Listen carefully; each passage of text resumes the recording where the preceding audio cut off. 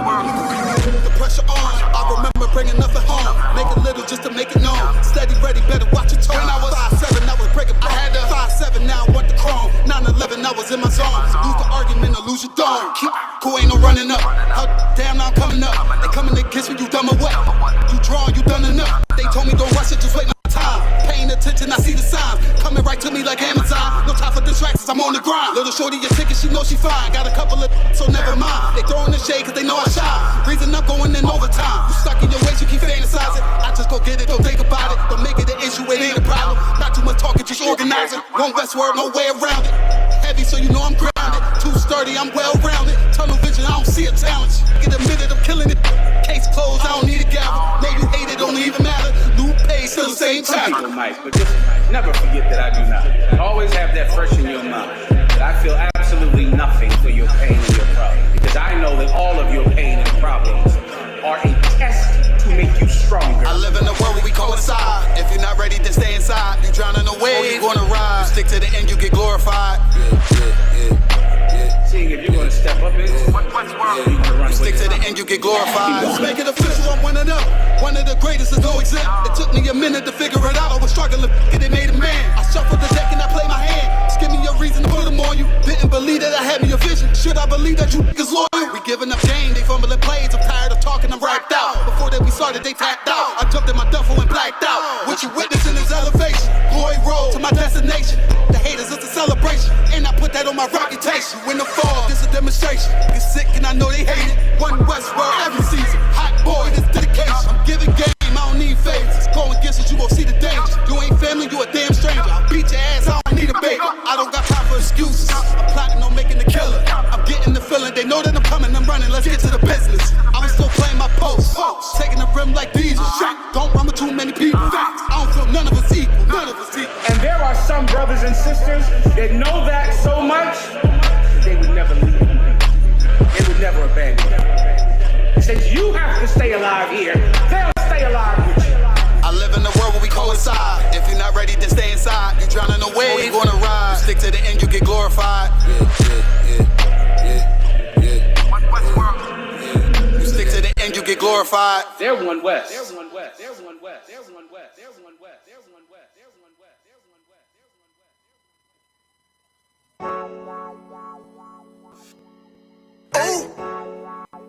Hey, I don't give a love to fuck about what them bitches gotta say. I'm a West nigga till they put me in the grave. I don't give a love to fuck about what them niggas gotta say. I'm a West nigga till they put me in the grave. I don't care about what they say. Hey. Fuck with my Akima, fuck with my sisters, then I got a problem, I'm never gon' miss you. I got 100 hanging out the AR, I got a 50 hanging out the pistol. He say it's corner, I'm just being realistic. I be on them corner posted with the realest. If it's the Sabbath, then we going fishing. I'm reeling them in, that's a God-given mission. I'm really on 10, but I'm stamped in the pistol. I get the order, be glad of this mission. Hebrew Academy graduate, nigga. Training, go through the baddest conditions. I don't fuck with none but the baddest of bitches. She righteous, submissive, she glad to be with me. Had that thing Putin like Batman, niggas. She know I'm a prophet, she glad to be listening. Disrespect, I ain't having that shit. Tell her go make some business from scratch. She bitchin' a different breed of black men. We don't do the back bend. I remember back when I was really trapping, trying to get them racks in, selling dope to black men. But now I'm trying to make it straight. Like, don't forget about my face. We standing up straight, can't fold us. Too heavy, the world won't hold us. Go get you some rank, I told you. Line up in these ranks, we soldier. You can take that to the bank, we focus on how many times must we remind you. One body, one breath, some break off and never take off, that's a flex. When the law with you ain't no up next, it's just us, nigga, that's that on that. All that weak shit, that ain't no threat. Say you won't beat, bitch, with that ain't no sweat. We with all that, The Lord called a nigga out the world, I responded and called back. Oh Lord, and everything that they stole from us, fuck that shit, we want all that. Them niggas snitching and they act like bitches, that's why we unaffiliated with them. They killing women and they fuck with sisters, that's why we unaffiliated with them. They telling lies, switching up the doctrine, that's why we unaffiliated with them. They ain't gon' ride until they die, so that's why we unaffiliated with them.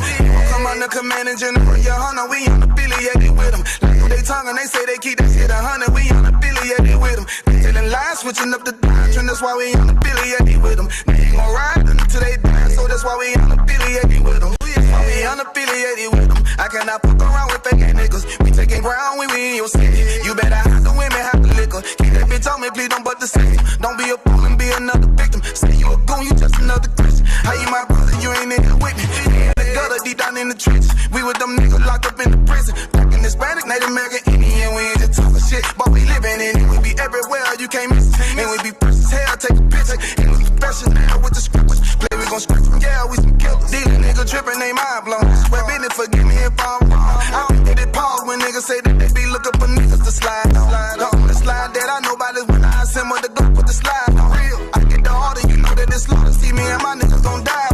The bigger the better for kingdom of heaven. You niggas get wetter by me cause I'm fed up. I rep UPK. My niggas won't let up. Got choppers, got nines, AKs, Berettas. You say you don't like me, you say you won't fight with me and my nigga like bitch or whatever. You say you don't like me, you say you won't fight with me and my nigga like.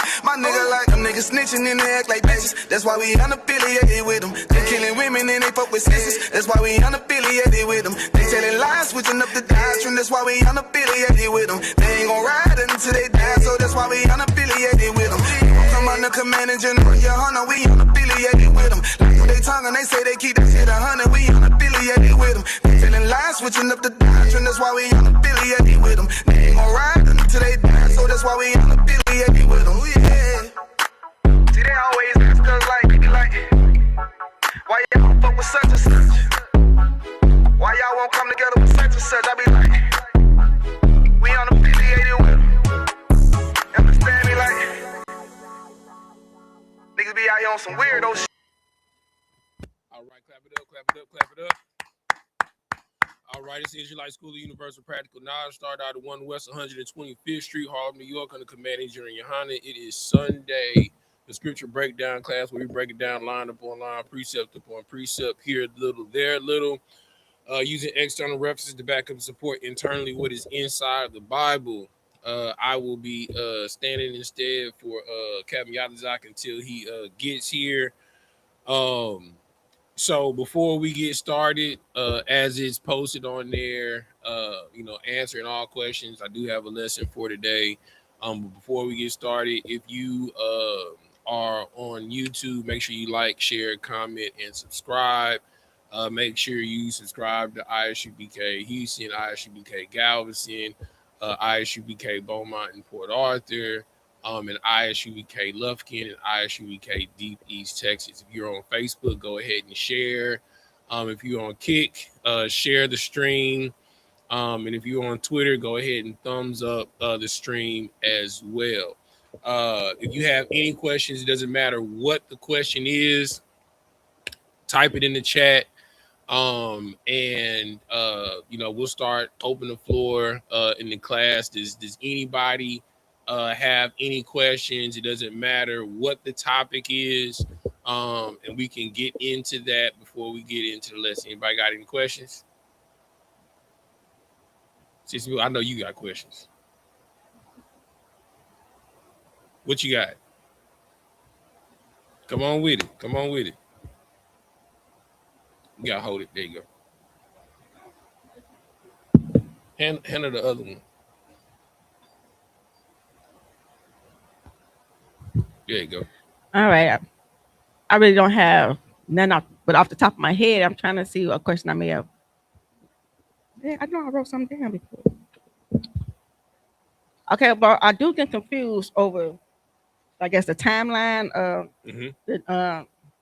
like the Moors and like these all one people, yeah, like different names, like when they labeled us African American, are they just named like Moors also? So throughout time, we've been classified by bywords, right? The only time that we have been, see if you can find the camp bag, the book bag for Babylon, the Timbuktu. Look and see if it's back there. It might be. It's under the podium. Yeah, look for that for me. Find me Babylon and Timbuktu. All right. So throughout antiquity, the only time that we have not been misclassified is when we were in rulership in Jerusalem, right? Even in the time of Abraham, right? They called him a Hebrew, and in Hebrew is Ibri, right? Ibri is Eber, right? Eber is Abraham's like great grandfather, right? And that name just means sojourner or a person that travels or journeyman. Basically, that's what they called him because we were living amongst the Canaanites, right? What was the known land of or the nation of Israel in antiquity was the land of Canaan, right? So amongst the Canaanites during that time, during the Phoenician era, we were called Ibri, all right, Ibriites, right, which is Hebrew, right? And then once we came out of that era, that's when you start dealing with the Babylonian Empire. Then they just thank you, brother. They just started misnaming. They just like if you had a Hebrew name, they would give you a name according to their customs, right? Uh, like Shadrach, Meshach, and Abednego, that's their Babylonian names, right? Those names are famous, but that's not their Hebrew names, right? In the beginning of the I think Shadrach, Meshach's Hebrew name is like Mayashiala, right? Um, so they would just misclassify you and make you forget your heritage, right? And they've done this time and time again during the Hellenization, during the Greco-Roman Empire. You weren't even allowed to call yourself a Jew or a Hebrew. You would be like an American. You would have to give up your culture to be American. During that time, you weren't a Greek, you were a Grecian, right? So we went from being called Ibri, given Babylonian surnames, and then being called Grecians, right?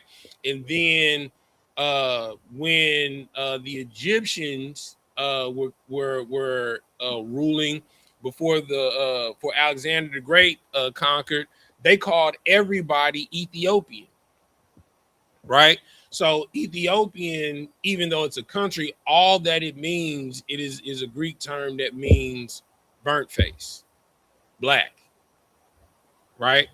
And then during the Roman Empire, that's when you have Latin starting to come in, and that's the first time you see the word in the Bible nigger being used. Well, I mean we say Niger, but when you type in on the blue letter Bible and you do the pronunciation of the word, it says nigger, right? And I'll give you that scripture right here real quick. Let's go to I want to say some First Corinthians.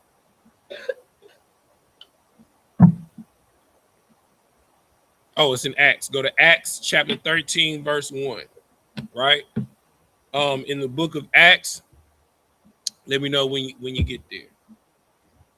The book of Acts, chapter 13 and 1. All right.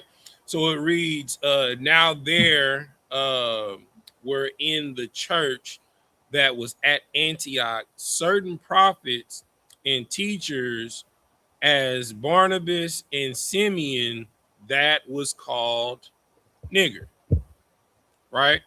And Lucian and Cyrene and Manaen, which had been brought up with Herod the Tetrarch and Saul. Now, when you go into the etymology of the word Niger and nigger, it's G3526, right? And it's Latin in origin. It simply means black, right? So these country bumpkin white people, when they came over here, you know, they don't know how to pronounce Latin correctly, so they added the extra G to it. Nigger, nigger, nigger. Right. You know what I'm saying? And then now get into the meat of your question, right? So after the Greco-Roman Empire, the fall of the Roman Empire, you had a break off of such, right? So we fled into different parts of the land, right? And more or Mauritian, right, is another Latin word. It just means black, right? Which is another byword, right? And this is during the time of the Dark Ages, right? The Dark Ages is the last time we ruled. Quinaz, if you could, because I'm gonna call on you to read for me, brother, until the rest of them get here. And that was during, give you the time period. Let's see, Dark Ages. Time period. Okay, so the Dark Ages is roughly the 5th century. Like I said, the fall of the Roman Empire in 47-6 BCE or BC. I'm sorry, CE or AD, right? So, you know, of course, CE is Common Era or AD after the death of Christ, right? All the way to around 1000 AD or 1000 CE, right? So during that time, that is when Latin was the dominant language. Latin, Aramaic, uh, those were the predominant. And I mean, of course, you know, you start having developments of Portuguese and things of that nature, derivatives of it. So all of these words are different bywords throughout time, simply describing dark-skinned people. Anybody could be classified as a Moor. I don't want you to think that it was something that was synonymous only to Israelites. It wasn't. If you were a Canaanite, you were a Moor. If you were Ethiopian, you were a Moor. If you were a Libyan, you were a Moor. If you were an Arab, you can still, they called them Arabs then, but if you were a dark Arab, they would call you a Moor, or a mulatto, you know what I'm saying? A Mauritian. So these are all bywords used throughout time to describe black people, right? So it's not synonymous with Israel, right? But it was a time that we fled strategically with the Moors, right? That was a time. Let me see if I can find it in here real quick. First Islamic Revolution. See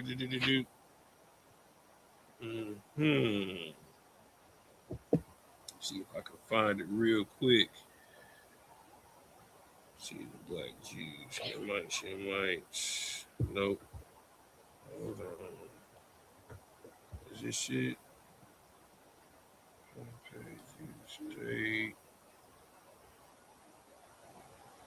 Okay, right here. This is page 84 in Babylon to Timbuktu, right?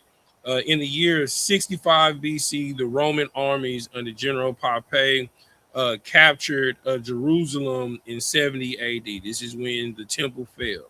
And when we fled into Arabia, Sudan, Africa, all the way going to the west coast of Africa, where we were conquered and captured and sent over here with great slaughter. During the period of the military governors of Palestine, many outrages and atrocities were committed against the residue of the people. During that period, Pompey to Julius, it has been estimated that over 1 million Jews fled into Africa, fleeing from Roman persecution and slavery. The slave markets were filled with black Jew slaves, and the Lord, and then it references Deuteronomy 28 and 68. Deuteronomy 28 and 64, where it says, "And the Lord shall scatter among all people from one end of the earth even unto the other.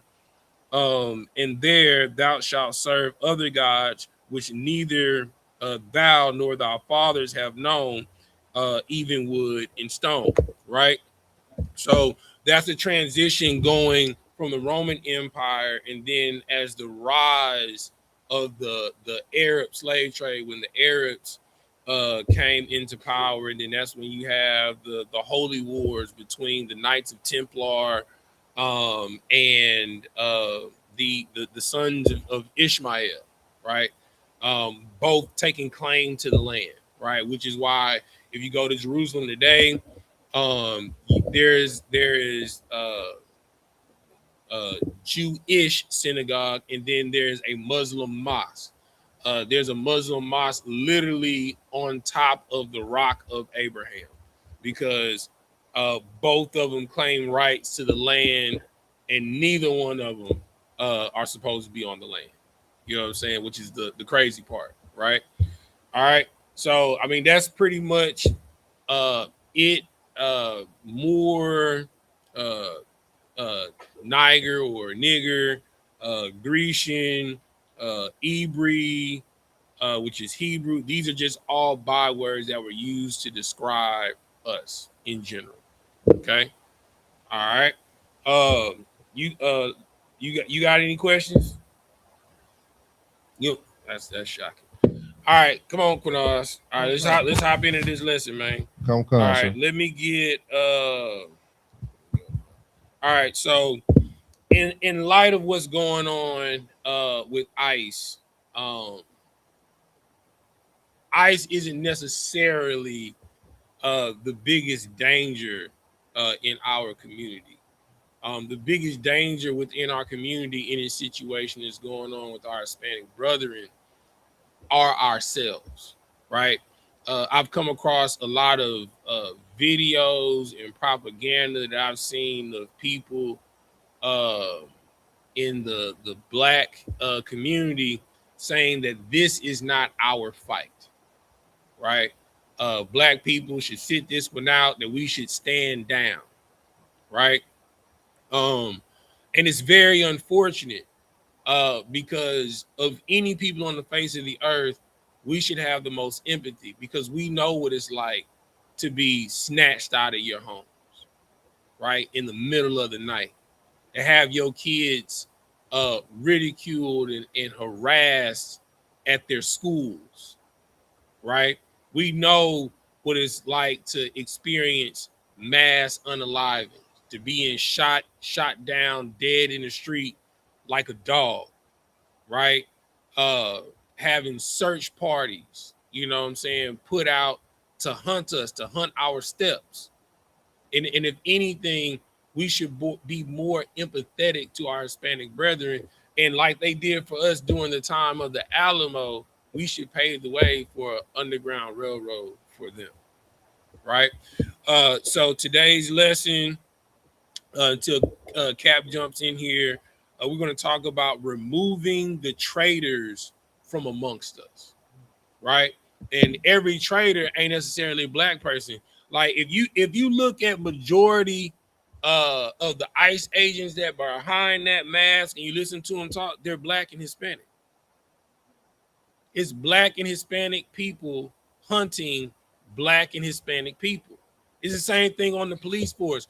There's no greater cop that oppresses black and Hispanic people than black and Hispanic cops, because they feel that they have to go overboard to show out, to prove themselves to their white counterparts, to show that they're a part of the fraternity, right? They're a part of that they bleed blue, right? They don't see black or brown. All they see is blue.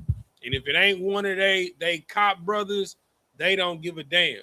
Even though they out here dragging their abuelas, out of the house and deporting them, right? Imagine a 65, 75-year-old woman or old man being dragged out of their home in the middle of the night. They probably, diabetics or got some type of hypertension and stuff like that. And they drag them out of there. First, they throw them into these corralling centers, these concentration camps. They don't have a medication. It's deplorable conditions. I saw a video of a condition of one holding cell. They got it to where you can't even sit down in there. You got to stand up the entire time. You got to sleep standing up, leaning against the post and the fence. And they just got them sitting in there like animals. You understand? Now imagine somebody being 65, 70 years old, you know, in these type of deplorable conditions. And we already know how unsanitary jails and prisons are. It is easy for you to get some type of bacteria infection, a cold, sinus infection, staph infection, you know, not to mention, you know, the SAing that's going on, right? But you would say that this isn't our fight. How dare you? That's disgusting. You understand? All right. Give me this first scripture. Give me Romans 16 and 17. Let me go there with you. Come on, sir. The book of Romans.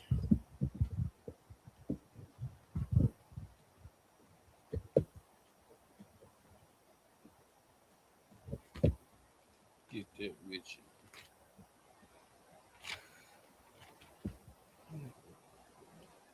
Romans 16. And we're gonna start at 17. So you can see where what I'm saying is coming from, right? This has been a situation that's been going on in the Black and Hispanic community for an extremely long time. It's always been traitors amongst us that want to go along with the aristocracy to receive power, to receive rulership, to receive some type of reward in this kingdom, instead of letting this kingdom fall so we can start from scratch and build our own kingdom. You know, I say it all the time.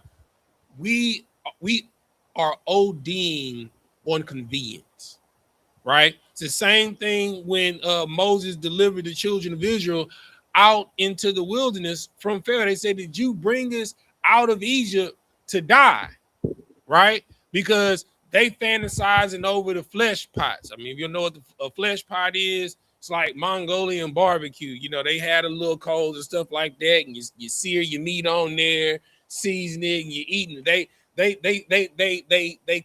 ODing on the convenience of a buffet, right? But you're so detached from the process of producing your own food. If you knew you had to go out there and murder a bull, you think differently about how you just, oh yeah, I'm about to eat like 3 steaks. You know what I'm saying? You know what you getting from this animal, right? You know, you go out there, you go to Wingstop. Hey, I want 20 flats. Well, that's 10 birds, bro. You gotta unalive 10 birds to get 20 flats. Like, when you put that in perspective and you understand like the pride or the arrogance, right, of your greed. Chicken isn't enough, right? All I want is wings. You know what I'm saying? And I want the wingettes. I don't want the flappy part with all the grist on it. I just want the wingette. You know, I want all flats, you know, and I want 20 of them. So they got to go out here and murder 20 birds just to give you one part, instead of you appreciating the sacrifice of the animal, right? That's the mindset that we have, right? That's the mindset that we have towards one another. Oh, it's all about Judah. Nah, it's all about Manasseh. Nah, it's all about Issachar. You know what I'm saying? To have the audacity to have in your mind to F the other 11 tribes. What? That is disgusting, right? And that's what the scripture is talking about. Let's get to it. Romans 16 and 17. Come on, sir. This is the book of Romans, chapter 16, verse 17. Mm-hmm. Now I beseech you, brethren, mark them which cause divisions and offenses contrary to the doctrine which ye have learned, and avoid them. Brother, read that one more time. Another one. Now I beseech you, brethren, mark them which cause divisions and offenses, contrary to the doctrine which ye have learned, and Right. avoid them. Because I mean, if we're all supposed to be Christians, followers of Christ, you know, Christians would teach you that God loves everybody. It don't look like ISIS is loving our Northern Kingdom brothers. It don't look like they showing the love of Christ. Look like they showing the love of Julius Caesar. Like they showing the love of Alexander the Great. The scripture says to mark those that cause division amongst you and to avoid them at all costs. You have to fight for your right to. Ready, sir? All right, come on. Yes, sir.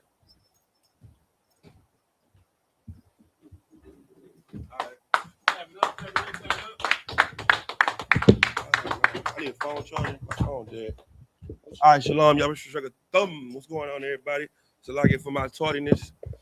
Anybody got any questions in the room? Any questions on the chat? The white man is falling to rise no more. And there's something that you need to remember with all this going on. As you see all this going on in the media and you get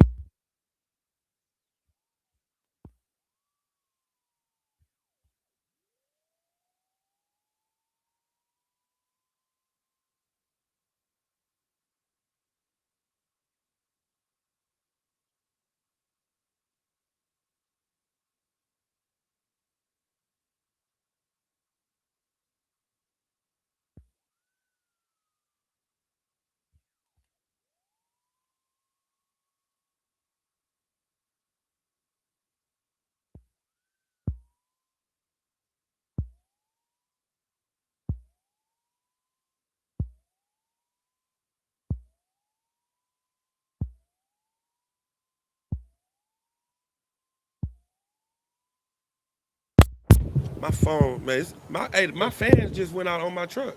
Wow. My AC off. So now I probably got to get my fans fixed because it seems like my truck about to start running hot. All right, you should be good now, sir. We back live? Come on. We never lost live. We just lost audio.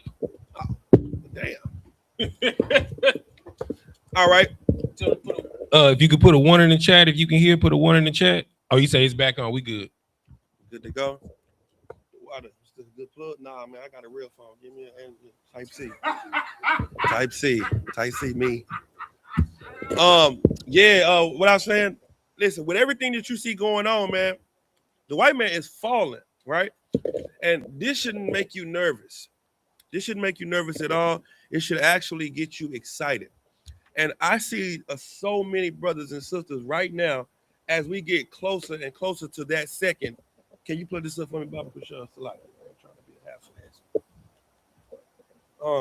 As we get closer and closer to that thing that we all want to see, the line between cold and hot is getting further and further apart. Do you got those videos I sent you in the messenger? I sent you some videos in the messenger. The line between cold and hot is being severed. There was always a line of cold and hot that was kind of close to each other, and the lukewarm was in the middle. So everybody kind of look alike.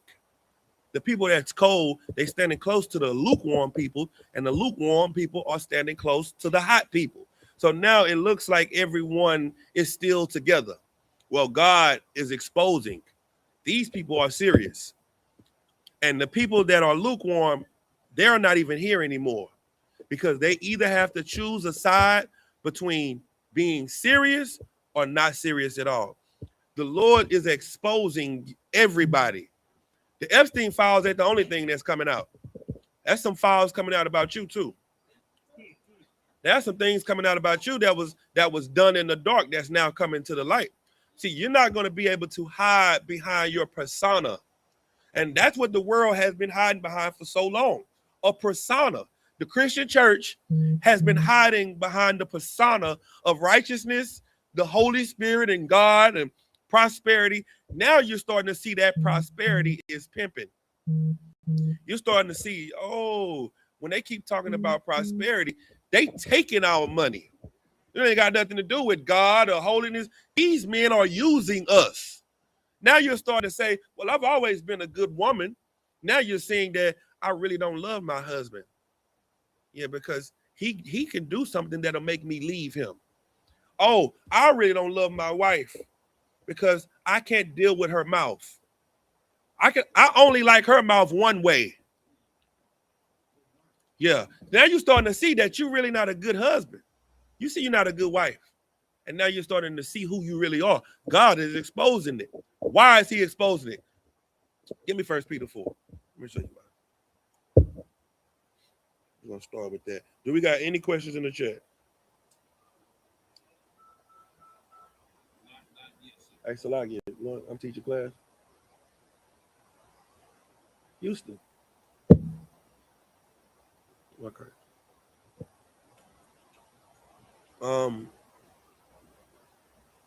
Yeah, we get first Peter. Start at 4:16. Yeah, see, you're starting to find out who you really are. You think people believe who you say you are. That time is over. People used to believe who you said you were. People used to take you at what value? Face value. Oh man, I see him all the time in the community. Oh, that's a good brother. Oh, that brother was giving out turkeys the other day. Nino Brown gave out turkeys. You know that, right? Nino Brown gave out turkeys and what else? Heroin. And crack. Crack. That's what else he gave out. Yeah. You looking at people for face value. Now we're finna find out what their face really is. Read what you got. This is the book of 1 Peter, chapter 4, verse 16. Yet if any man suffer as a Christian, let him not be ashamed. Let me tell you, if you're going to be a follower of Christ, when you get exposed, you shouldn't be ashamed of what they say about you. You know what they say about us? We're in a cult. They put your picture up on the web and said, this is a cult member. He's in the I.S.U.P.K. and they hate the white man. And these guys are evil and they're racist. You should not say, oh man, you seen that video they said about me being in the hate group, hating the white man? You shouldn't be ashamed of that. You shouldn't be afraid of that. You know why you shouldn't be afraid of it? Because there's nothing wrong with it. That's but right. When the video come out with your meat in your hand and you in the restroom looking over the toilet, because the AI done exposed you for watching big breast white women. And the AI got what you watching and your reaction to the footage on the television. Then you're going to be ashamed. All of the evil that you're doing in the dark is coming to the light. So what is the only safe thing that you can do? Be perfect. Be perfect. That's what you should. This now, everybody that say, oh, I don't know how to be perfect, you better be, or you're going to be ashamed. You're going to get exposed. But if you suffer as a Christian, as a follower of Christ, you're going to go through persecution following him, you better suffer. Keep going. But let him glorify God on this behalf. You need to be thankful for your suffering. Go ahead. Verse 17. For the time is come that judgment must begin at the house of God. What has happened? That judgment must begin at the house of God. Judgment is going to start with you. Give me some water. Appreciate it. Judgment is going to start with the house of God. That's where it's going to start at.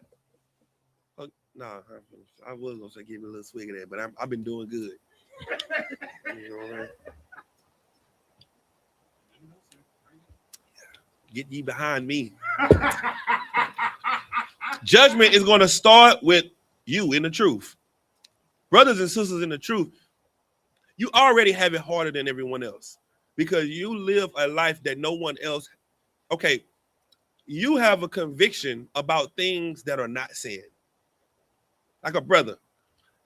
Sometimes I walk around the house in a muscle shirt and I'm like, damn, man, I went outside in a muscle shirt the other day and went to the truck, and I felt like I had just done the most evil thing in the earth, because my shoulders was out. I felt like I was naked out. And everybody else, he got a muscle shirt on. In my mind, I'm really like risking it all. Like, man, I got to go to the truck, and I feel like getting, man, forget it. And I went to the truck with my muscle shirt on. I came back in the house. I shut the door. I put my back against the door like, I hope they didn't see me. You live a totally different life with your conscience, with your, how you view your life. The thing, do you know that, let me put you into the mind of a white man. Donald Trump does not care that he's eating babies. Do you understand that? Okay. He can stand in front of people, not thousands of people, millions of people, and be their leader, knowing he's eating babies. He can say, I care about children and the safety of our children of America, and I set up this program for the children, knowing he got baby feet in his teeth. You can't do that. You can't steal out the store and say the white man is a thief. You're gonna as a prophet of God, if you have done something wrong, you can't talk about it on the podium. You can't say it at camp. You can't steal out the store and go to camp and say the white man steals. You know what you got to talk about? The dietary law. You got to talk about something that don't apply to you, because it cuts you to the core when you really follow Christ. But you know who can talk about things that they do? Hypocrites. A hypocrite can talk about the thing that they're doing presently. They're stealing. Yeah, man, you shouldn't steal because God said stealing is wrong. You shouldn't murder. Any murderer, he should be killed and hung up in the streets for the people to see, knowing you got 4 bodies in the trunk. That's the white man. You are not like them, and you can't be like them. And I'm going to show you why you can't be like them. Keep reading. Khan. And if it first begin at us. If it begin where? At us. See, as you're going through things every day in your life. Every time something ends, something new happens. And the Lord is tightening the screws around you. Listen, your circle, it used to be a circle. You used to have a circle of people that you were around. Now it's just a period. That's your circle, just a dot. And that's what you are finding out about serving God. Many there are that find the broad road to destruction, but few there are that find the narrow way to righteousness. And only a few people care to be righteous. But the people on the broad road, they only care about seeming righteous. What you're finding out now is that people don't really care about children. They don't care about children.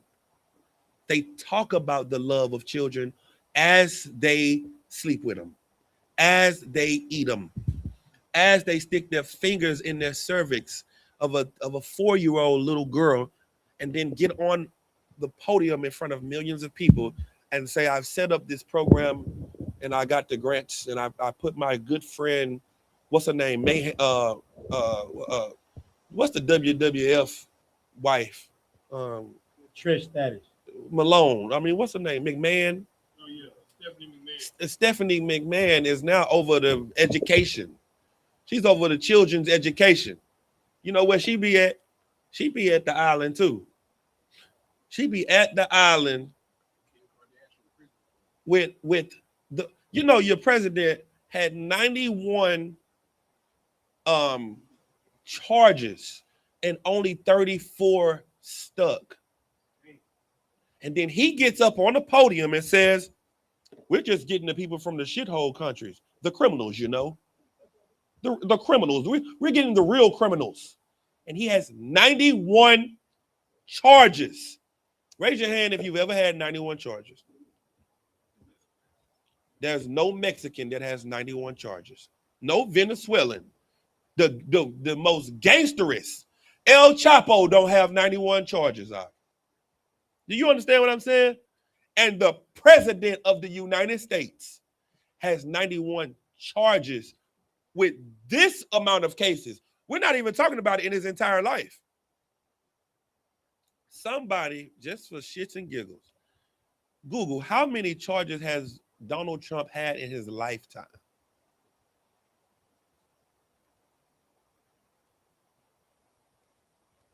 Let's see.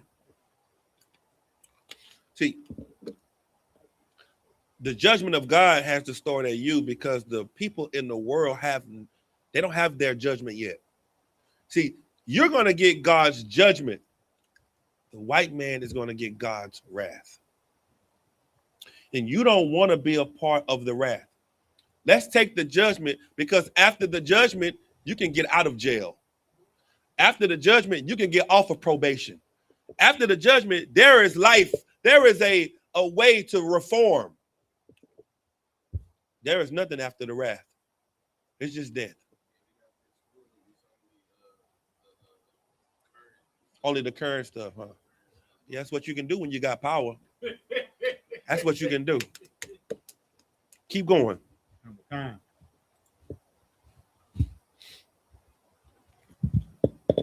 And if it first begin at us, what shall the end be of them that obey not the gospel of God? If we're going through what we're going through, if God put us in captivity for 400 years twice, in Egypt and in America, and we've been in captivity under all nations for 12 years here, 40 years here, 60 years here, 25 years here. We've been a servant to every nation.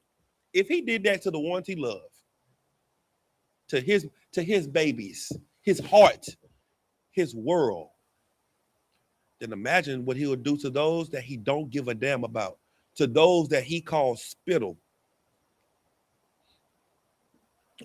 Keep going. Wakan, verse 18. And if the righteous scarcely be saved. If the what?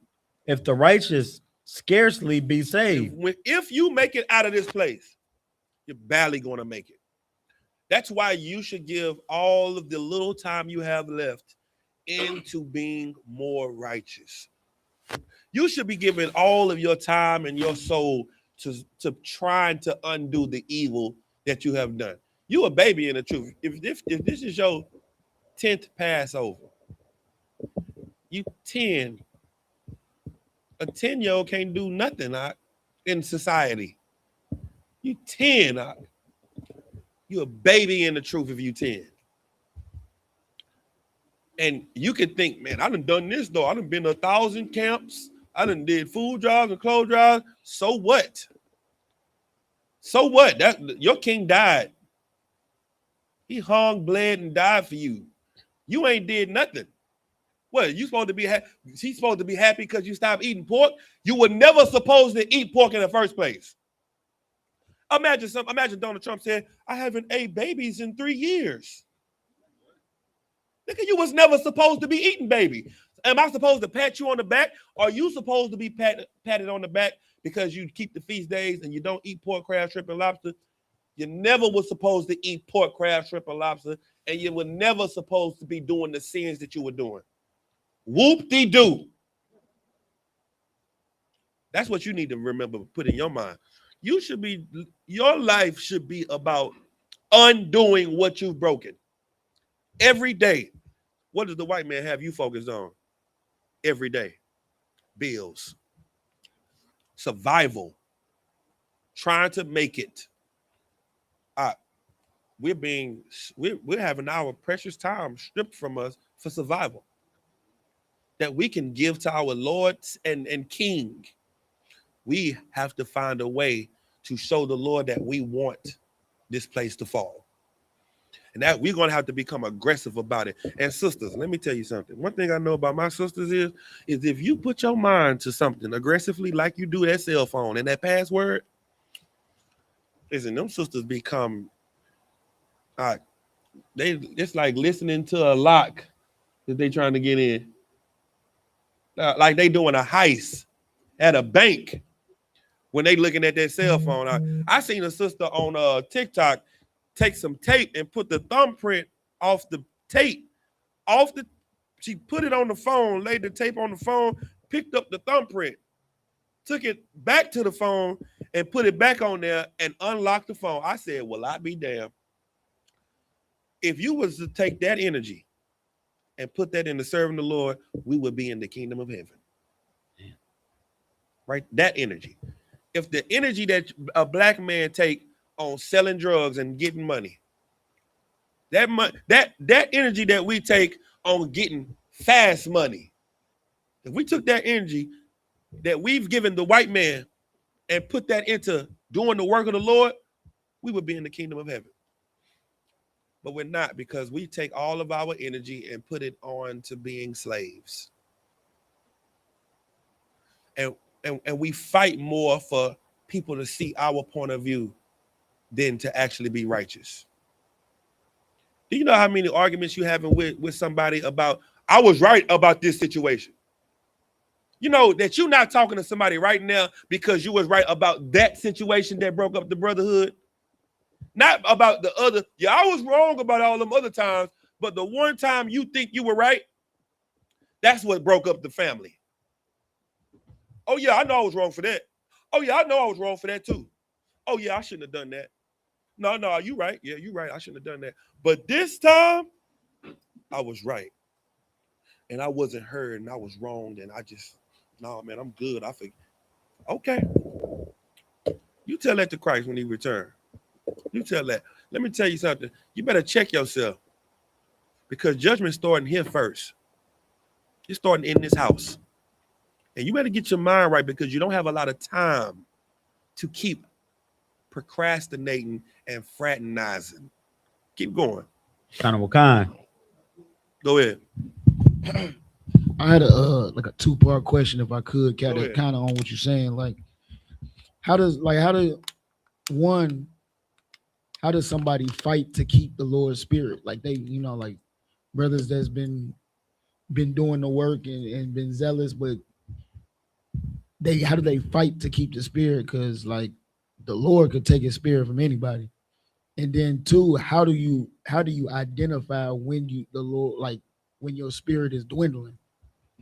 Okay, how do you fight? Okay, first of all, selflessness is the key to all of this. Our own satisfaction, right? When things become about everyone else, then that is the way you fight. Because now if my life becomes about serving the Lord, then I don't care that I want to do this. I make my will God's will. That's why Christ was so beloved by the Most High, because he made his entire life about serving the Most High. So much so that he was given the nickname the Word of God, meaning he followed everything to the T, to the dot, to the jot, the tittle of every letter. He made his life about it. You think Christ didn't see that ass that was walking up the street? You know, we all come back. No, that's the same ass that was here 2,000 years ago. That was the ass that made you fall. Christ saw it too. And that's what makes him such a righteous man, because he suffered the same temptation that you suffer. He was just better, right? So the thing that you're going to have to do is lock in on thy will be done. That's what you got to lock in on. Now this is not about me. I'm mad at my wife. I was right. So what? You hungry? Let's go eat. Let's go do this. Everybody good? But this argument is not the end of it. This thing, I mean, hey, that's all good. But what's next? You understand? That's what you have to do. Now, what was the second question? Hold on, let him finish the second question. How do you recognize when you're starting to lose? When you start fighting for you. When you fighting for you, you losing. Because then what I do, this how I keep myself in line with staying focused. When I feel myself fighting too hard for something, I just tell on myself. I say, hey, Salakia General, yeah, this happened and this happened and this and this and that. And then the general, because he's not in it and he's not fighting for this position that I'm fighting for the remote control. You had the remote control 4 days out the week. Damn, can I just watch this? Hey, is there more than one TV in the house? I'm like, damn, there's 3 other TVs upstairs. Why don't you go pick one of them? Well, I feel like I should be able to watch TV on the couch in the living room. But why don't you just go upstairs and watch it? Sir. Now I see how small this really is. I see that I was really just tripping. Somebody has to help you see that what this thing you're fighting for is really small. It's really small. Women hate that a man can have more than one wife. Okay, well, how would you feel if he was in hospice? Oh, which one is it? Which one would you rather? He got another wife or he's in hospice? You know what some women would say? Put him in hospice. I wouldn't. I would leave him. I would leave him in hospice and all that, you know. But then these same women would say, I would let my man have a threesome with me. We can have a threesome. You know what that means? You just want to be in control of what he does. That's not monogamy. Monogamy is no. Okay, let me help you. Let me free you up, everybody. Monogamy is one man, one woman. Do you know what one man, one woman is in the Bible? That's Isaac and Rebekah. Isaac had one wife, Rebekah. From him getting married to when he died, he never slept with no one else. She never slept with no one else in their entire life. What you did in the restroom in middle school made sure that you would never be monogamous. What you did at the movies, you can never say that you're monogamous. That thing you did in the car, you can't say you into monogamy because it's only one and one. You're polygamous. That's what you are. You've always been polygamous. You try out the meat. That's what you do. It's like Sam's. You walk around, it's like, what's that? Let me get that right there. Yeah. I like that. Okay. What's that? Oh, what's this you got over here? Oh, okay, you got some of that. Let me get some of that. You get the little cup. You get the little cup. Throw it, and you know what you do after you finish eating? Throw it right there in the trash, right next to it.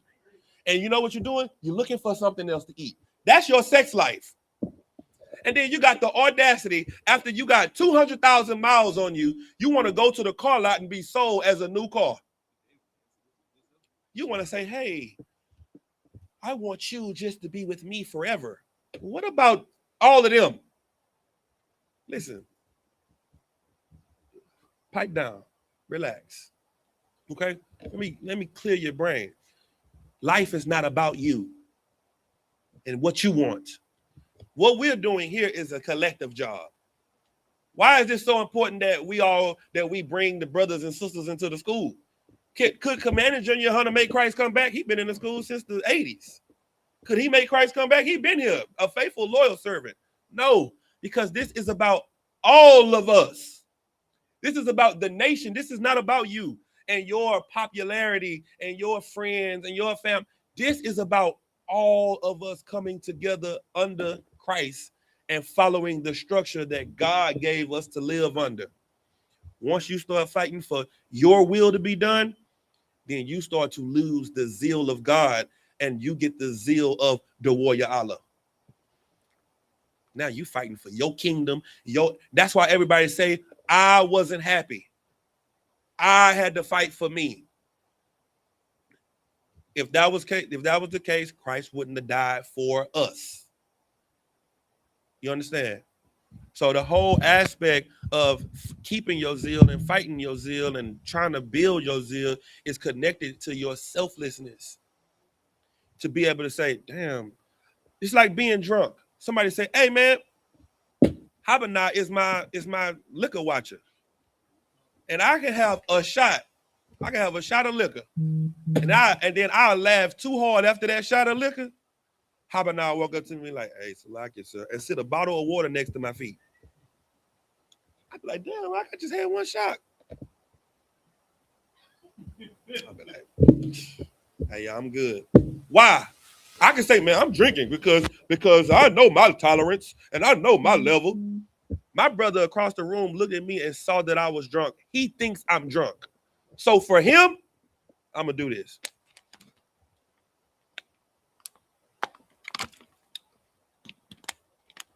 I'm good, I'm going to get permission from him. Yeah, you good, sir. All right, Most High Christ. Hey, pull me up for my brother. But when my life becomes about me and my happiness, then I offend everybody else around me. That's when you lose God's zeal, the Spirit of the Lord. You lose the Lord being with you because now it's not God's will that's being done. It's your will. Go ahead, sir. I know. Go ahead. Sir, you had a question. It's kind of along the same vein of what the warrior Allah asked. This is from Mariam Buff Yasha Carr. She says, Salakia, sir, what causes women to not want or desire to do the work of the Lord? Selfishness. They want to do the work of themselves. They want to do what they want to do. It's okay. It's being American. Being American makes you want the American dream, and the American dream is to have a house and a car and an excellent job and a family. And there's nothing wrong with wanting those things and trying to get those things. But the thing that we should be trying to do is uplift each other and get out of the hole that we're in. We've been taught here to get out of the hole that you're in. So you know what you'll do? You'll leave. I don't know the situation with Glorilla, so I wouldn't try to compare the two. But because this is a public thing happening, it would seem to people in the world that don't know her family, you know, what's happening with her family in the past, because I heard her sister tried to kill her when they was 15. You know what I mean? But for the way it looks like she got out the hole and looked and said, y'all get out, I got out. And that's what a lot of people do. You see what I'm saying? What our job is to do is to stuff the hole with dirt so that everybody can start standing on something higher than the hole we were in. You get out of the hole and now you start throwing dirt back in the hole. So now you can start patting the dirt down and standing on it and coming out of the hole. Instead of looking back in the hole and saying, y'all niggas still in the hole? Y'all got to do what I did. Y'all got to find y'all way out. That's what happens more so with blacks and Hispanics.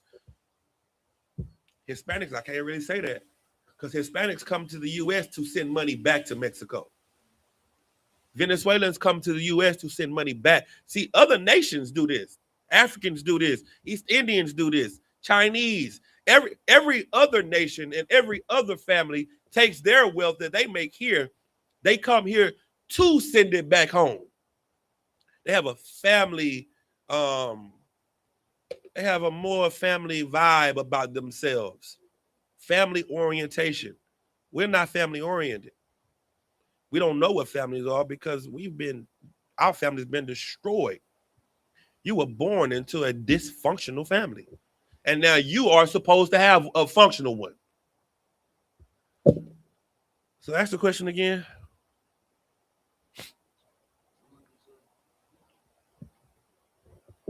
The sister says, Salaki, sir, what causes women to not want or desire to not do the work of the Lord? The work of the Lord is not the work of you. It's the work of the Lord, which means you have to be selfless. And that's a hard thing to be when you so searching for validity in a world of social construct that's built on selflessness. You know what I mean? The work of the Lord is so selfless that it's really no benefit to it other than in the future. You know what I mean?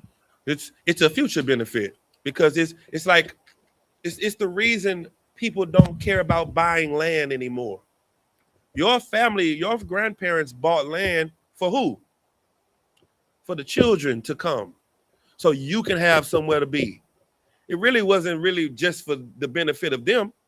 It was for you and the grandchildren and the great-grandchildren. Y'all have your own land. Y'all don't got to go be nowhere. Just pay the taxes, and that's it. This house, we made it. Everything is paid for. That's selflessness. But to only think about yourself, then you just going to rent, and you're not going to care, and you're not going to leave anything behind. That everybody going to be fighting over your socks, your drawers, your car keys when you die. And that's not the work of the Lord. The work of the Lord is bigger than you. Is way more vast than your own personal thought process. Go ahead. So, like, sir, I was gonna ask, is selflessness taught? Selflessness.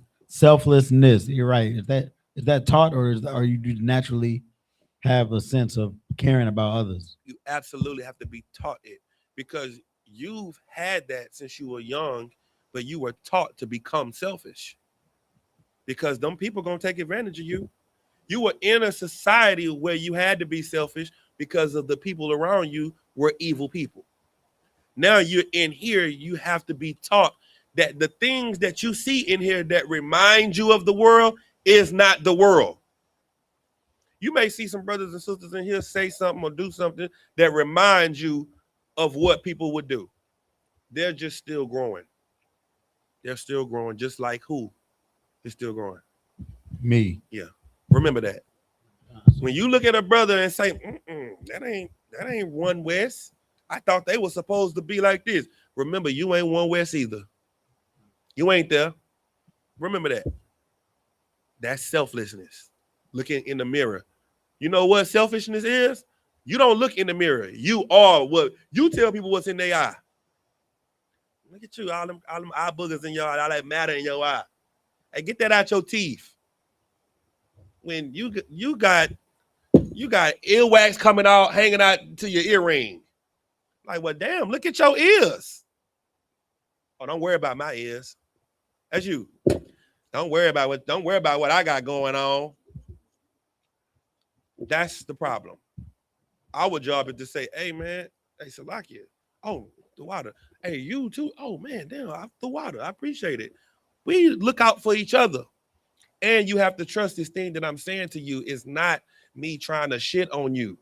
So many people think that constructive criticism is just criticism, and you get offended. You have to know where you are, know that we're all growing, and all of our intentions is to be better than we were in the world. Therefore, we have compassion for each other. All of these things I'm talking about is dealing with selflessness, compassion, empathy, consideration. All of that happens when you have to think about somebody else. All right. Keep reading where we was at. We ain't even finished. We ain't even get halfway through the scripture. So like it. Is my videos up that I sent? Don't worry about it. Go ahead. Keep going. They there? All right, go ahead. Khan. We're at the end of 17, sir. Mm-hmm. And if it first begin at us, what shall the end be of them that obey not the gospel of God? Keep going. Verse 18. And if the righteous scarcely be saved, where shall the ungodly and the sinner appear? Keep going. Verse 19. Wherefore, let them that suffer according to the will of God commit the keeping of their souls to him in well-doing. When you go through the hardship that you go through, don't become a sinner. Don't let that be the thing that puts you back into the world. Man, life is just too hard right now, man. Where my cigarettes, man? That's not the excuse. The stress that you got right now is not to push you back. It's to push you through. It's to push you forward, push you out of it. Now, that stress is not an excuse to be weak. It's an excuse to be stronger. That's what he's saying. Keep going. Khan. As unto a faithful creator. As unto what? A faithful creator. You're going to be righteous unto a faithful creator. All right. Now, let me tell you something that you have to remember. For so long, we've been taught being black is the bad thing. Like, oh, it's because you're black. Oh, you can't get that job? Oh, it's because I'm black. oh, you know, I can't really do this. I'm not educated enough because I'm black. You've been raised to believe that everyone is better than you. You're going to have to put in your mind, because I'm black is why I'm better. This is, I'm better because I'm black, not I'm going through this and the pain is because I'm black. Give me the basketball one. This is what you do with your blackness right here.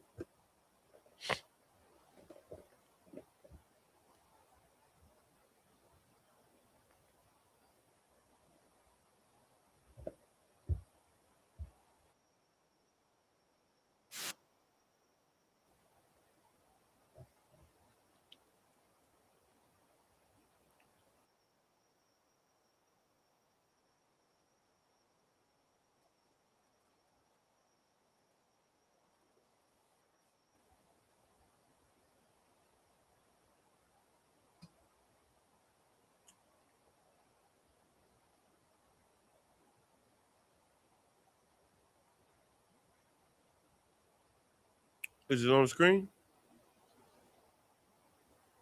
Let me tell you something. You have been tricked out of your self-conscious and your self-esteem and your integrity. Because white people have told you, made you feel so bad about being black, being proud of being black. You know, growing up, there was always black people instilling in us that black was beautiful. Black is beautiful. Black is bold. Black, like, it was like, I remember growing up, you know, with just, we was just the most little pro-black kids in the world. We had speeches about, you know, Martin Luther King speeches and all that, because what they were instilling into us was to be proud of being black. Now, where do you hear that at now? Your kids ain't bringing home no speeches about being black. They are shamed for being black. And being shamed for being black or Hispanic is the thing that turn your life to crime. It takes away the integrity and the esteem that makes you want to be more than just black. But if you saw black as a good thing, you would say, yeah, I can run NASA. I can run the Space Force and I can run all of that. It would make you build your own NASA. You would look at NASA like, NASA ain't gonna have nothing on Bassa. You know what I'm saying? NASA ain't, and you're gonna name your own space. You're gonna have your own planes. You're gonna say, man, we ain't flying Southwest. You know what I'm saying? We flying Soul Plane. You know what I mean? And the Soul Plane is gonna be way better than the Southwest, because you're gonna put your spirit into it. That's that movie they made. They made it funny, but that's exactly what it'll be like. It'll be live performances on the plane if a black man had his way. He'll find a way to put a stage on there and be like, this flight is going to have live performances by Beyonce. And you're going to be buying tickets just to be on the flight concert, because a black man made it and he's going to put his spirit in it. Remember, a white man has no spirit. He has no soul. He's the devil the Bible speaks of. Remember that. You got the video? Go ahead. Salakia, sir. This is Consular UPK. Salakia, sir, if I may, can I ask a general question? How does one fight through having a prideful spirit or demon? And can one help someone to fight through it, and how, if so? Well, the first thing is, you don't need to be trying to help nobody fight nothing. Because you only got two hands and you're going to need both of them to defend yourself. When you're on an airplane, the first thing they tell you is, when the breathing thing come down, put it on your face first. First thing you're going to try to do is put it on your child's face. You can't help your child breathe if you can't breathe. You got to have your seatbelt on, your face mask, so now you can help someone else. You can't be a help to anyone when you're in just a worse of a condition as they are in. You got my video? I need this video because this is going to crystallize how you are made to look at yourself and how you have to look at yourself.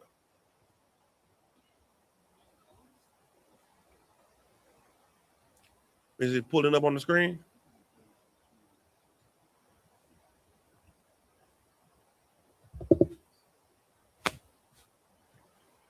Let's get this video up real quick. So I can bear with us 1 second. Yeah, share that tab. Put that right there. Pull that on the screen.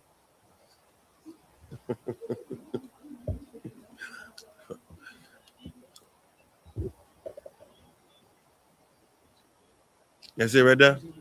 Basketball. That's the one. The tab disappeared. Come on now. It's gonna bring everything home. Did I answer the sister question? Did I finish her question? What was the last part of her question? I answered the last part first, huh? Yeah. How does one fight through a prideful spirit? Well, you have to know pride comes before what? The fall. Remember that. That pride is leading you right to your own destruction. If you want to fight through it, you're going to have to fight through your own destruction because you're about to destroy yourself. Just like Donald Trump. Donald Trump is all of these rich people are destroying themselves. This is not like a isolated incident where they're not destroying themselves. They're going to make their lives live in hell, and no one's going to be able to come and save them because everybody's going to say they deserve it. No one's going to feel bad for anything that they go through. And that's what the Lord is doing. The Lord is exposing everyone to make it to where it'd be like, oh, well, that's what he get. That's what he get. That's what the white man's done us for so long. Something happened to a black man, then they say, well, he had a record and he was a criminal. Oh, well, then I guess that's what he get. He should have complied. He should have shut up. He should have took his hands out of his pocket. That's what we about to say to them. Oh, well, that's what he get for eating them babies. I heard that a building fell on his head. Well, I guess that's what he get. I heard he fell from a 50-story building and lived. Well, that's what he get. His whole body broke up, but his brain still work. And they say he gonna live for another 80 years. Well, that's what he get. That's where it's coming to.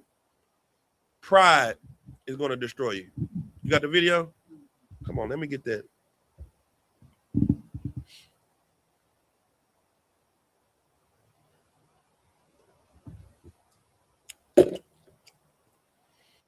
As long as y'all are out there on the floor, you're going to score more points than them. That's just how basketball. You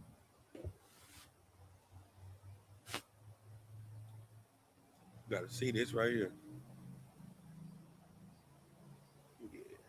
Works. I'm going to let you take it back.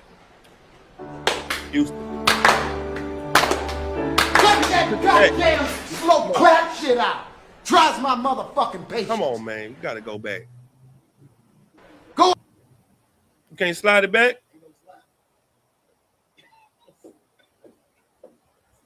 Out there and win.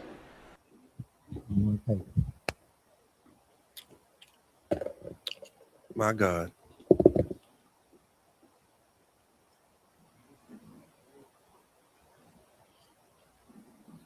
Well, while he working on that, the most important thing that you got to understand that your superpower is in being black, because history is on your side for being the best people on the earth in everything. You are the kindest people. You're the hardest working people. You're the strongest people. You're the most intelligent people. You are the people that everyone wants to be alike, but they cannot be like you. So they make you feel bad for being great. That's your life. Your life is you have been convinced that your greatness is a curse when your greatness is a blessing. It has been a curse for so long because you have been evil, but you're not going to be evil anymore. You ready? Come on now.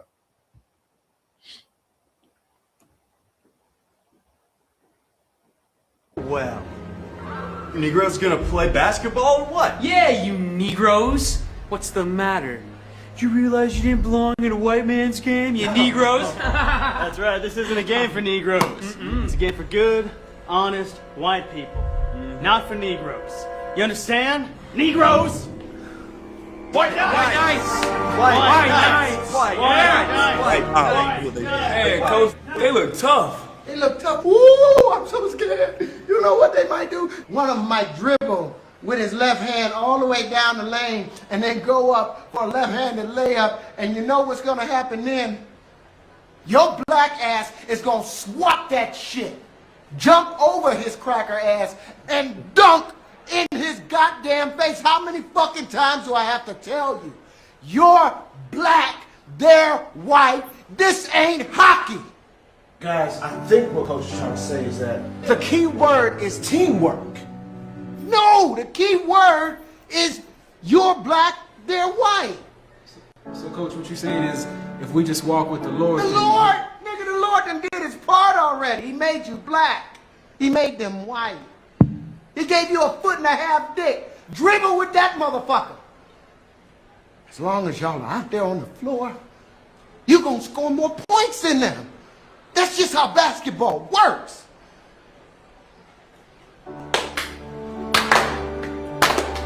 Cut that goddamn slow clap shit out. Tries my motherfucking patience. Go out there and win. Let's go. This guy's one more.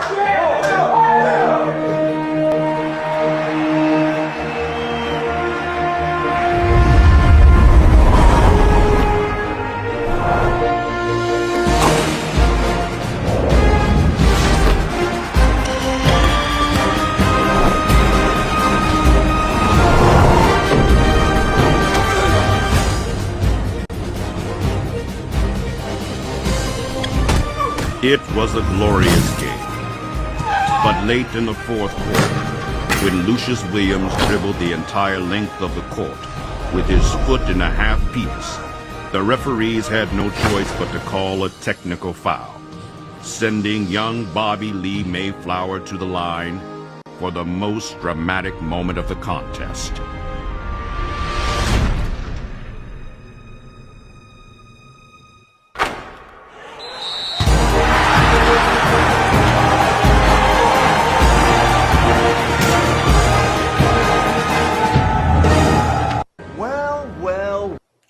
That's you. And you keep trying to find some sentimental thing to say about, well, maybe it's this. Well, maybe it's the Lord has to do it. The Lord did it. He did it already. He put it in your DNA. Blacks, Hispanics, and Native Americans are God's chosen people. Right. You are the best people on the earth. You have all the good genes. You got all the good tools. Them East Indians, I look at them East Indians like they missed a potato head. Boy, them East Indian babies get all kind of body parts just thrown in their body. A little bitty arm. They get a big hand, little foot.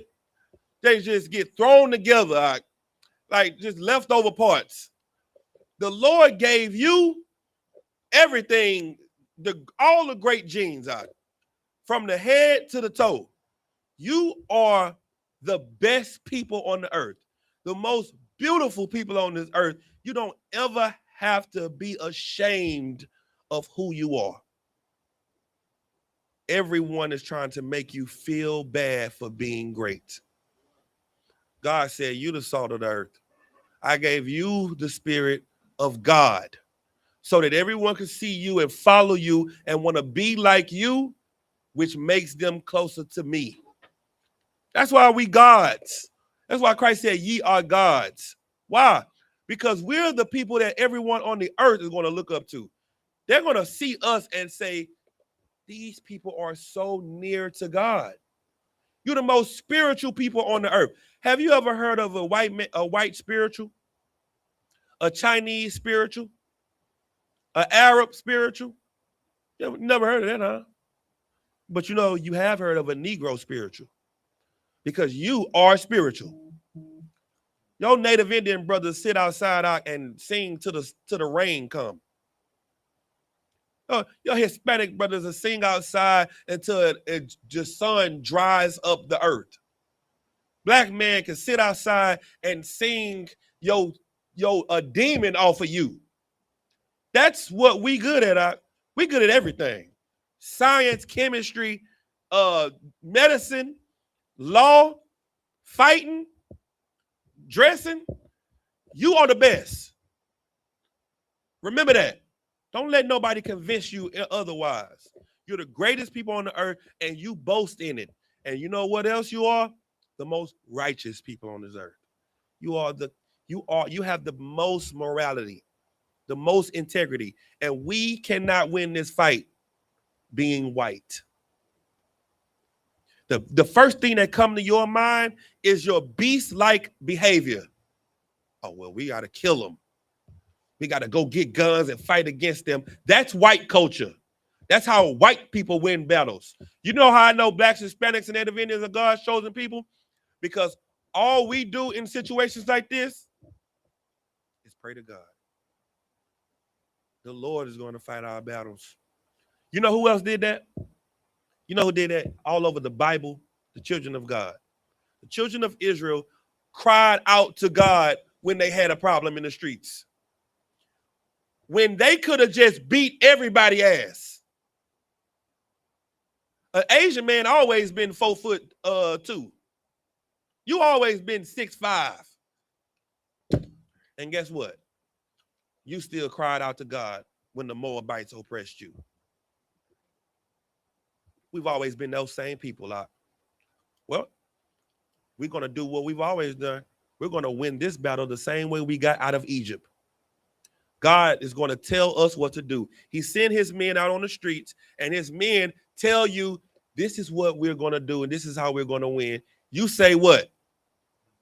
Kun out of one kun. How did we get out of Egypt? Was it our mighty spears and our swords that led us out of Egypt? A man walked around the town and said, hey, y'all, hey, it came down from the top. We got to put blood over the door. Don't come outside. I bet. Yeah, man, I killed my lamb. You can take this one right here, pass it down, and you know what I'm saying? I bet. And everybody followed the order that came down from the top. You better follow the order that's coming down from the top. Commander Junior Hunter is telling blacks and Hispanics to sit this one out. Do not go out on the street and take up arms, get in class, and learn how to be more righteous. Because this is my last scripture. Give me Judith. I'll tell you what your oppressors know. Judith 5. I think 18 is what I need. Go ahead. This is the book of Judith in the Apocrypha, chapter 5, verse 18. 3 verse 20. Verse 20. Now, therefore, my Lord and Governor, if there be any error against this people, and they sin against their God, let us consider that this shall be their ruin. The heathens know if you are an evil, wicked nation, then this is what's going to destroy you. This was a Japanese man telling his governor. This is how he ran down the history of, if you read this whole chapter, he's running down the history of the Israelites from Adam. They know your history. They know who you are. And he's saying, listen, let me tell you what the research that I've done on these people. And he's breaking it down. Read that part one more time. Verse 20. Now, therefore, my Lord and Governor, if there be any error against this people, and they sin against their God, let us consider that this shall be their ruin. Keep going. And let us go up, and we shall overcome them. Keep going. Verse 21. But if there be no iniquity in their nation, if there be no iniquity, this is what they know. If there is no sin, Your oppressor has taught you that you cannot be perfect. That's how he's tricked you. He's tricked you into believing that you cannot be a nation of people that have no iniquity in you. That's a damn lie. That's a lie. Because the heathens know if there's no iniquity in us, what? If there be no iniquity in their nation, let my Lord pass. No, if it's 2 or 3 people. If there be no iniquity in their nation. Why did he say that? Because he knows that our entire nation was perfect. Our entire nation had the capability of following God's laws. If there's no sin in our nation, then let us do what? Let my Lord now pass by, lest their Lord defend them.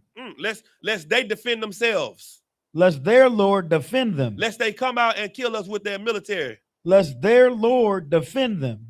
This is what every nation knows about us. We don't have to fight for us. God will. And you remember that. God will fight your battles for you. God has a military in heaven, and we have a king that's waiting to fight for us. Let's finish that verse. And their God be for them, and we become a reproach before all the world. And when God beat their ass, everybody gonna know our God is real. Go ahead, DeWar. What's also heavy is that they know that we the only ones with a God. They know that Buddha ain't real, Krishna ain't real, Islam, Allah ain't real, white Jesus ain't real, because they got a military to fight for them. You just got Christ and the angels. And that's who you pray to. Well, now your prayers have to be coupled by righteousness in order for us to win. You understand? Any more questions? All right, with that, we're going to get up out of here. We're going to pass the class over to Precinct Officer Y.A.H.N.Na. Give him a hand.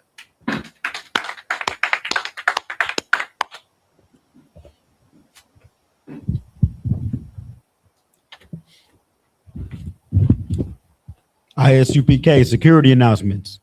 We are the I.S.U.P.K. started out of 1 West, 125th Street, Harlem, New York. Rule for new brother and sister. When a new brother or sister comes into the school, they are off limits for 6 months. They are to be saluted only. They are here to shed themselves of the world. If they need transportation, the teacher will arrange it. After 6 months, if a brother or sister has an interest in a particular person, he or she must get permission from the head to speak to a brother or sister. There is another 6 months in which the brother and sister will court each other. After this 6-month period, the brother and sister will get permission from the head to marry. Tithes, which is a commandment, Numbers 18 and 21, and Malachi 3 and 8 through 10, means 10th in the Hebrew, Ma'ai Shara.